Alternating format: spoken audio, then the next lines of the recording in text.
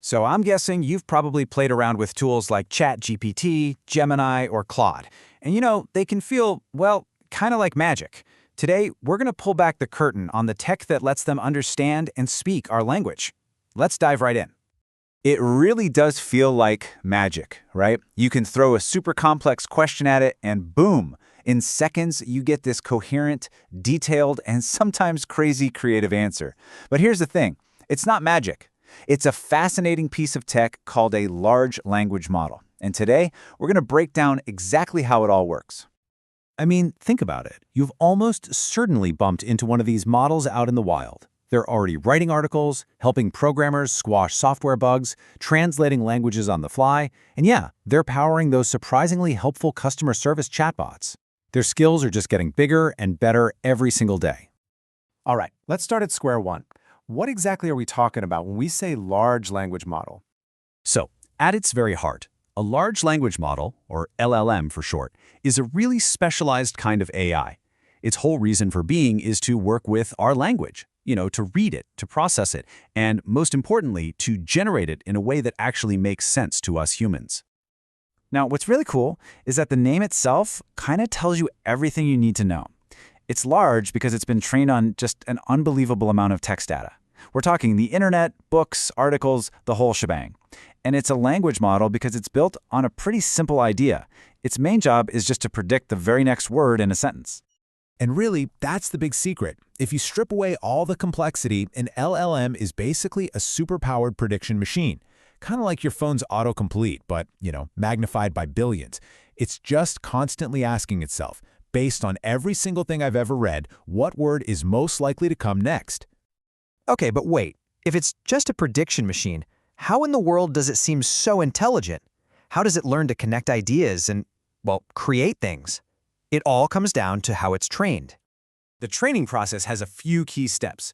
First, it just drinks from a fire hose of text. Then it chops all that text up into little pieces called tokens. From there, it starts to see patterns, which words and ideas tend to show up together. Then this hugely complex neural network starts fiddling with billions of internal dials, or parameters, getting better and better at its predictions. And finally, humans step in to do some fine-tuning, teaching the model to follow instructions and not go off the rails. And when we say the data is large, we are not kidding. A modern LLM might get trained on a dataset with trillions of words. Trillions, with a T. It's this massive, massive scale that lets all these complex skills, like reasoning and creativity, just kind of emerge from the simple task of predicting the next word.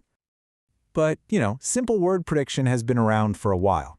What makes today's LLMs so powerful is a revolutionary breakthrough that happened back in 2017. It's called the transformer architecture. And honestly, this is the secret sauce.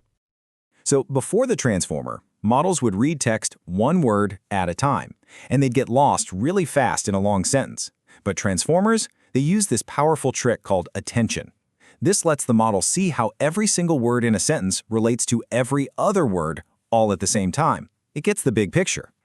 And this example just nails it perfectly. The transformer's attention mechanism lets the AI figure out that the word through is connected to John and ball, not the window. It actually gets the context, the who did what to what. This ability to track meaning is the huge leap from simple prediction to what feels like a real conversation. So we have this absolutely incredible technology. But, like any tool, it has amazing potential and some pretty big limitations. So let's take a look at both sides of the coin here. I mean, the positive side is already undeniable. LLMs are acting as personal tutors for students, helping doctors wade through medical research, speeding up software development, and just smashing down language barriers all over the world. They're becoming these incredible assistants for creativity and getting things done in almost every field you can think of. But, and this is a big but, they are far from perfect. LLMs can hallucinate, which is a fancy way of saying they confidently make stuff up. Since they learn from us, they can also pick up and repeat our biases. And wow, training these things takes a mind-boggling amount of energy. Plus, there are some serious ethical questions about how they could be misused, like for spreading misinformation. So with all those challenges in mind, where is this all headed? What does the next chapter for these models even look like? Well, the future is what's called multimodal. This just means the next generation of AI won't only understand text. They're being built to process and connect information from images, from audio, and from video too.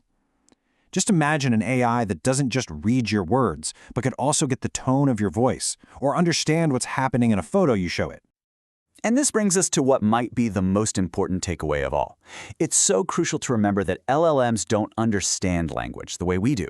They don't have feelings or beliefs or intentions. They are masters of mimicry, recognizing patterns on such a gigantic scale that the result feels almost the same as real understanding. And so that leaves us with a really fascinating and kind of philosophical final question. As these models get better and better, where do we draw the line between mimicking understanding and actually understanding? It's a question that makes us think not just about AI, but about what intelligence itself really is.